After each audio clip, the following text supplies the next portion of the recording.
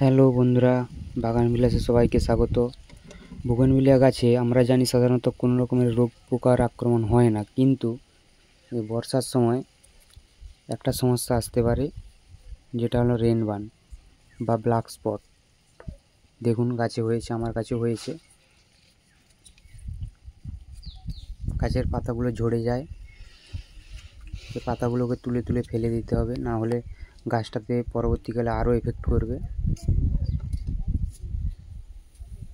দেখুন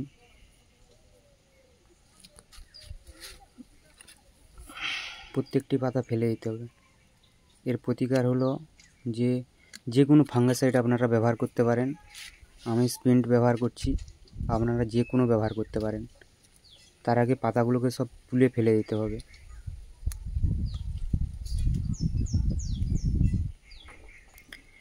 ভিডিওটা ভালো লাগলে লাইক অ্যান্ড সাবস্ক্রাইব করবেন।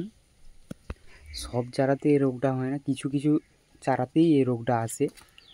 আর আপনারা লক্ষ্য রাখবেন যে টবের ড্রেনেজ সিস্টেমটা যেমন ভালো থাকে, জল পাসটা যেমন ভালো হয়, নাহলে কিন্তু রোগটা বেশি আসে।